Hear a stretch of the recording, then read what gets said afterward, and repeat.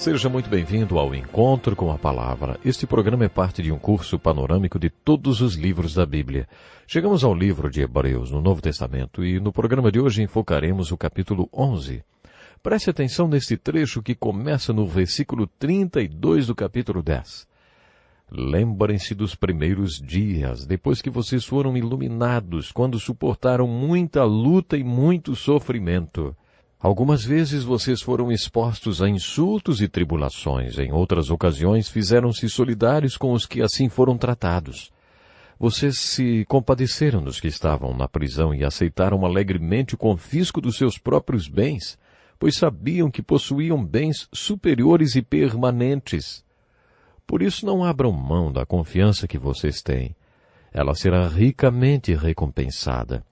Vocês precisam perseverar, de modo que quando tiverem feito a vontade de Deus, recebam o que Ele prometeu, pois em breve, muito em breve, aquele que vem virá, e não demorará. Mas o meu justo viverá pela fé, e se retroceder, não me agradarei dele. Nós, porém, não somos dos que retrocedem e são destruídos, mas dos que creem e são salvos. Ora, a fé é a certeza daquilo que esperamos e a prova das coisas que não vemos. Pois por meio dela os antigos receberam bom testemunho. Pela fé entendemos que o universo foi formado pela palavra de Deus, de modo que aquilo que se vê não foi feito do que é visível. Pela fé Abel ofereceu a Deus um sacrifício superior ao de Caim. Pela fé ele foi reconhecido como justo, quando Deus aprovou as suas ofertas. Embora esteja morto, por meio da fé ainda fala. Pela fé Enoque foi arrebatado, de modo que não experimentou a morte. E já não foi encontrado, porque Deus o havia arrebatado, pois antes de ser arrebatado recebeu testemunho de que tinha agradado a Deus. Sem fé é impossível agradar a Deus, pois quem dele se aproxima precisa crer que ele existe e que recompensa aqueles que o buscam. Hoje abordaremos a essência da mensagem do livro de Hebreus. Se você já entendeu, agora sabe que o autor deste livro está apresentando Jesus Cristo. Ele está dizendo que Jesus Cristo é melhor. Ele está exortando o povo judeu, para quem escreveu a carta, a entender e acreditar que Jesus Cristo é melhor do que tudo aquilo que eles prezavam tanto. Os profetas, os anjos, Moisés, Josué, o sacerdócio, as alianças e o tabernáculo no deserto. O autor desta obra-prima teológica declarou que Jesus Cristo é melhor do que todas essas coisas e também exortou aqueles judeus cristãos perseguidos a se entregarem totalmente a Jesus Cristo. Este texto nos leva a concluir que alguns daqueles judeus cristãos estavam tão desesperados a ponto de desistir da fé em Jesus Cristo e em Deus. Por isso, o livro de Hebreus é repleto de exortações para que eles cruzassem a linha de fé e adentrassem o milagre da salvação. No final do capítulo 10 e começo do 11, o autor atingiu a parte central de sua argumentação, dizendo àquele povo desencorajado e perseguido que não desistissem da fé. O autor então passou a dar razões àqueles crentes messiânicos para que não desistissem da fé. O capítulo 11 de Hebreus é conhecido como o capítulo da fé, mas se analisarmos este capítulo dentro do contexto da carta a partir do capítulo 10, veremos que ele é muito mais do que um capítulo da fé. O capítulo 11 de Hebreus é uma exortação para que eles não desistissem da fé e faz parte da argumentação de todo o livro. O autor exortou aquele povo apresentando 10 ou 11 razões pelas quais não podemos desistir da nossa fé. O capítulo 11 é parte desta exortação.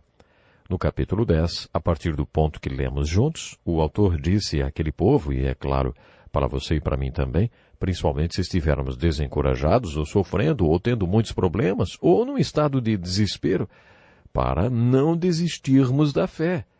E por que não? Porque, afinal, a fé os salvou. Eu não sei se você tem uma data marcante na sua vida espiritual, como o dia em que professou sua fé ou foi batizado.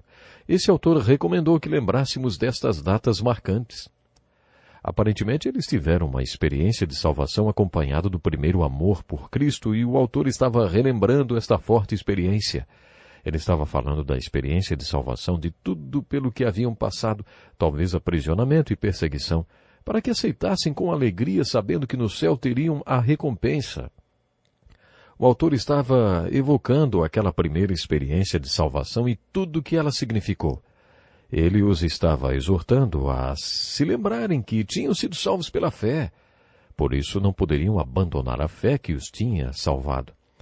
A seguir, o autor apresentou outra razão para que aqueles judeus cristãos não desistissem de sua fé. No capítulo 10, versículo 38, ele citou Abacuque. Você está lembrado da declaração de Abacuque? O justo viverá por fé. Nesse trecho, o autor estava dizendo que, além da fé salvar, ela é necessária para viver. Além de ser salvo pela fé, você também vive pela fé. Esta carta não foi escrita em capítulos. Inicialmente era um texto corrido. O argumento do autor continua passando do capítulo 10 para o 11, apesar de haver esta divisão. O que o autor está dizendo é para que aqueles cristãos não desistissem de sua fé por causa do que ela é. É neste contexto que ele começa a descrever a fé. É muito difícil definir fé, mas podemos descrever. É isso que o autor de Hebreus estava fazendo quando escreveu. A fé é a certeza daquilo que esperamos e a prova das coisas que não vemos. No final do capítulo 13 de 1 Coríntios, o apóstolo Paulo diz que há 3 coisas na vida que permanecem: esperança, fé e amor. Ele se apressa a dizer que o maior destes é o amor. Mas no capítulo 11 de Hebreus damos o próximo passo entre a esperança e a fé. O autor escreveu: fé é a substância de tudo aquilo pelo que você espera. Para que a fé seja fé, é necessário que haja certa evidência que suporte a convicção de que algo bom vai lhe acontecer. Esta é a diferença entre esperança e fé. Uma vez ouvi um pregador dizer que sempre que era convidado para comer na casa de alguém, ele esperava que fosse servido frango frito. Não havia nenhuma evidência de que seria servido frango, ele apenas esperava encontrar frango frito sobre a mesa. Mas quando ele sentava na sala e sentia o cheiro do frango e via o frango ser colocado sobre a mesa, aquilo se tornava a certeza do que ele esperava e a prova do que ele não via. Ele não só tinha esperança, mas também fé de que haveria frango frito para o jantar. E ali agora estava o frango. É mais ou menos isso que o autor de Hebreus estava sugerindo. A fé dá substância para a esperança. A fé é o próximo passo depois da esperança. O primeiro passo é a esperança, depois a fé. Paulo diz que o amor é maior do que a fé e do que a esperança, porque o amor ágape, o amor de Deus, faz mais do que levar você para Deus. Esse amor é o próprio Deus. Quando você chega a esse amor, chega onde Deus está. Mas qual é o contexto desse trecho da carta? Sobre o que o autor estava falando? Sobre não desistir da fé por causa do que a fé é. A fé é a substância da sua esperança, ou a fonte que torna a sua esperança possível de ser crida. A fé é a evidência do que não vemos, ou seja, o objeto invisível da sua fé. Quando você tem uma fé bíblica, o objeto da fé é invisível. Quando a anfitriã coloca o frango frito na mesa e o pastor olha para o frango, ele deixa de precisar de esperança e fé, de que vai ter frango frito para o jantar. Você elimina a necessidade de fé quando tem o objeto da sua fé. Quando a fé é bíblica, o objeto dela é invisível, mas existe a evidência que sustenta a convicção de que o objeto invisível está lá. Por isso, uma boa definição de fé poderia ser: a fé é um ato de crer em algo ou em alguém que você não consegue ver, mas que tem uma evidência. No final da primeira parte desta passagem, o autor do livro de Hebreus está dizendo que a fé é a evidência do objeto invisível. Neste caso, o objeto invisível é Deus. E o autor está dizendo que a maior evidência no mundo de que existe Deus é o homem ou a mulher que tem fé nele. De acordo com o Novo Testamento, fé é um dom de Deus. Portanto, o homem ou a mulher que tem fé é a maior evidência na terra de que o doador da fé existe. Uma das matérias que temos no seminário é Evidências Cristãs. Esta matéria prepara o aluno para a batalha de responder perguntas como: Deus existe ou não? Quando você faz a matéria Evidência Cristã, estuda todas as evidências que sugerem que a Bíblia é a palavra de Deus, todas as evidências de que é possível acreditar no cristianismo. Mas quais são as maiores evidências do cristianismo? Quando o autor de Hebreus escreveu o capítulo 11, declarou que a maior evidência no mundo de que existe Deus é o homem ou a mulher que tem fé, porque Deus é a fonte da fé dele ou dela. A fé é um dom de Deus, e qualquer um que tem o dom da fé é a maior evidência de que o doador da fé existe. A fé é a substância de coisas pelas quais se espera, a evidência das coisas que não se vê.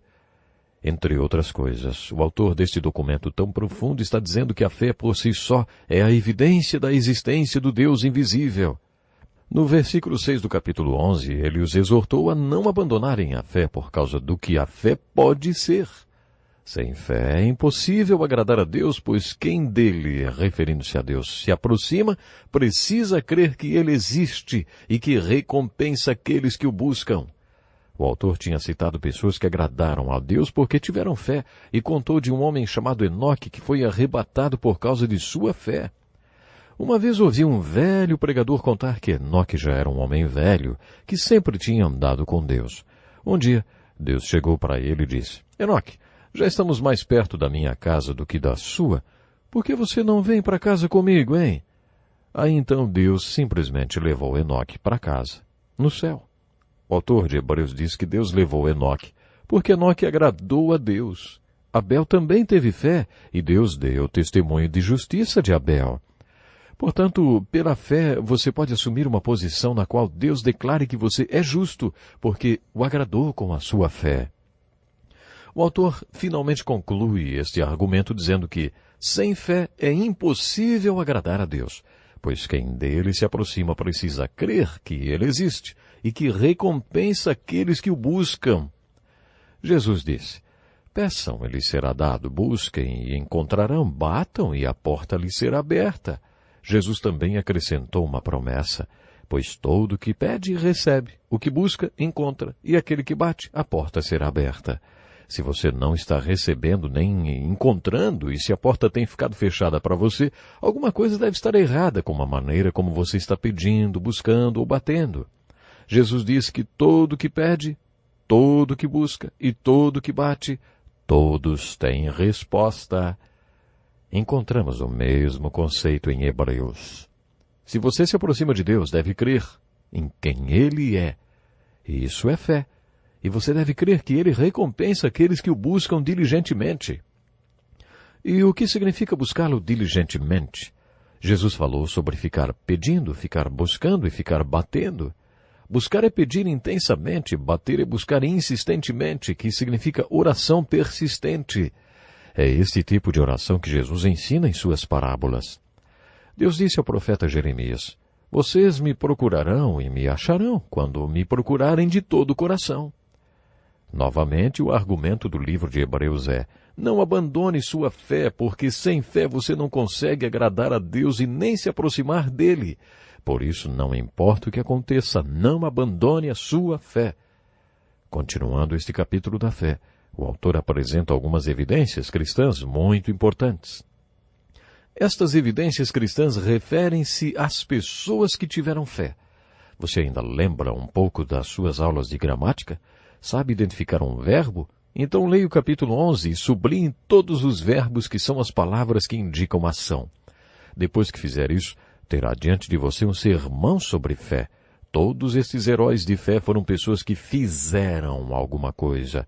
Por isso costumo dizer que fé é um ato de acreditar em alguém ou em algo que você não consegue ver, baseando-se em evidências. Tem de haver alguma ação da sua parte que indique que você realmente tem fé. Existia um homem chamado Noé. Deus se aproximou de Noé antes de acontecer a primeira chuva sobre a terra. Ele disse: olha, Noé, vai chover e quero que você construa uma arca. Aí então Noé perguntou para Deus: ah, tá bom. O que é chuva e o que é arca?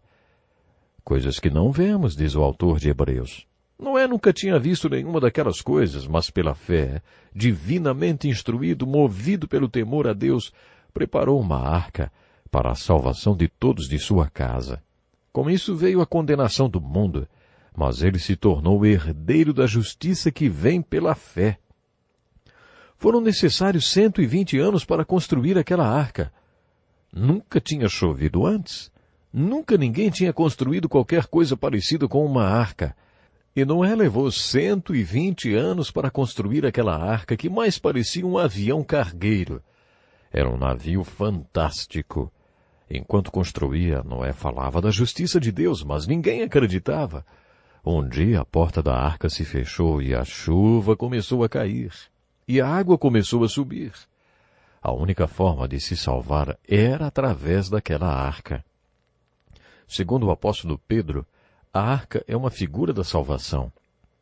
Nesse capítulo de Hebreus aprendemos que Noé é uma figura de fé, do que significa fé e do que a fé pode fazer. Pela fé, Noé é avisado a respeito de coisas que ainda não se via. Você pode dizer que isso foi evidência externa de fé. Deus avisou Noé, falou com ele. Noé, movido por santo temor, esta foi uma evidência interior de fé, da resposta à palavra de Deus. E é aí que a fé se torna prática. Noé construiu uma arca. Ele fez alguma coisa. Ele se movimentou. Ele construiu uma arca que salvou toda a sua família e serviu de testemunho para todo mundo de que ele foi justo por causa de sua fé. Mas a lista de exemplos de fé não para com Noé. Começando por Abraão, o autor continua a citar outros heróis da fé.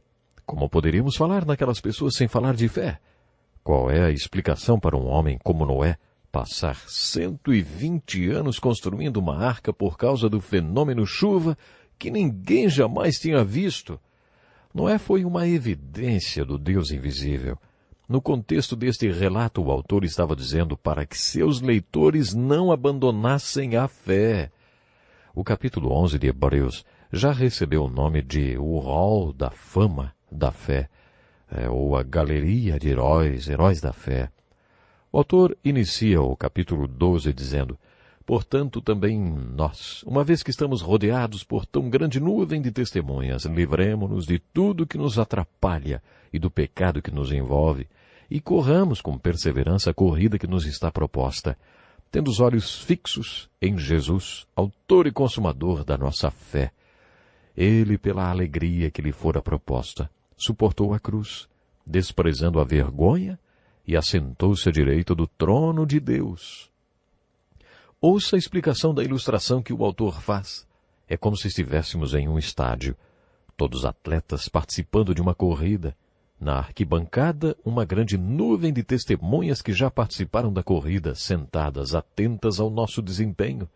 Você acha que as pessoas que já morreram sabem o que nos acontece hoje? Muitos acreditam nesta interpretação para a metáfora do início do capítulo 11. Preste atenção nessa história que eu vi uma vez sobre um jogador de um grande time. Ele não era um dos melhores atacantes e por isso estava no time reserva. O treinador achava que ele não era muito motivado. Um dia antes de uma partida muito importante, o jogador recebeu a notícia de que seu pai tinha morrido e teve de ser dispensado do treino para ir ao enterro. Mas ele voltou antes do jogo e no vestiário pediu ao treinador que o colocasse no time titular naquele jogo. Quero jogar essa partida para o meu pai. O senhor me coloca no time? Comovido pelo rapaz, o treinador o colocou como atacante do time titular para aquela importante partida. Aconteceu que naquele dia o jovem fez uma partida excelente e, graças a ele, o time ganhou. Mais tarde, o treinador lhe perguntou: como a morte do seu pai pôde motivá-lo tanto assim, hein? O jovem respondeu: treinador, meu pai nunca perdia um jogo do nosso time, mesmo quando eu não jogava. Na verdade, ele não podia assistir a nenhum deles porque era cego. Por isso ele nunca me viu jogando. Mas agora, ele está no céu e de lá ele pode me ver. Então hoje eu joguei para o meu pai, porque essa foi a primeira vez que ele me assistiu jogar. Você acredita nisso? Muita gente interpreta o primeiro versículo do capítulo 12 aqui de Hebreus ao pé da letra. De acordo com o autor de Hebreus, não devemos abandonar nossa fé, porque existe uma grande nuvem de testemunhas nos assistindo. A partir do capítulo 12, o autor encerra sua argumentação e começa a fazer aplicações tremendas de todo o seu ensino.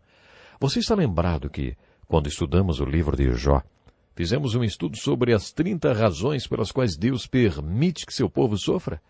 Naquele estudo mencionamos o capítulo 12 de Hebreus, em que o autor afirma que às vezes a razão para você estar sofrendo é que você está sendo castigado.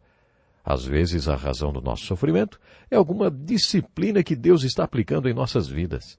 A Bíblia afirma que Deus castiga o filho que ama. Mas quando você vir alguém sofrendo, não se precipite em dizer que a pessoa está passando por um castigo por causa de algo que fez, porque pode ser que não seja esse o caso. Mas, de acordo com este autor, se você está sofrendo porque está sendo disciplinado, o seu sofrimento é uma confirmação de que você é um filho de Deus. Imagine que você veja algumas crianças aprontando e falando palavrões no seu quintal, e você diga à sua esposa: "Se fossem meus filhos, eles iam ver." Aí sua esposa se vira e diz: "Mas, querido, estes são os seus filhos." Você ia se levantar e tomar alguma atitude com eles só porque são os seus filhos, não ia? Se não fossem, você não teria nenhuma responsabilidade sobre eles. Mas são seus filhos, e é você quem deve discipliná-los. Esta é a argumentação do capítulo 12. Suportem as dificuldades recebendo-as como disciplina. Deus os trata como filhos. Se vocês são disciplinados, então vocês são filhos legítimos. Deus nos disciplina para o nosso bem, para que participemos da sua santidade. Apocalipse 3,19 diz: "Repreendo e disciplino aqueles a quem eu amo. Por isso seja diligente e arrependa-se. Eis que estou à porta e bato." O que está batendo à porta da sua vida? Às vezes os problemas são um castigo de amor do Pai do céu que está tentando chamar nossa atenção. Segundo o autor, esta disciplina produz fruto de justiça e paz para aqueles que por ela são exercitados. Depois de falar sobre disciplina, o autor faz uma profunda exortação sobre hospitalidade. Não se esqueçam da hospitalidade. Foi praticando-a que, sem o saber, alguns acolheram anjos. Depois ele fala para que nos lembremos dos prisioneiros como se estivéssemos presos com eles. E o autor conclui esta maravilhosa obra-prima com uma exortação para que obedeçamos aos pastores, responsáveis pelo nosso bem-estar espiritual. Que pena, temos que terminar. Deus lhe abençoe. Este é um estudo escrito pelo Dr. Dick Woodward, na voz do pastor Edson Bruno. Até o nosso próximo encontro com a palavra.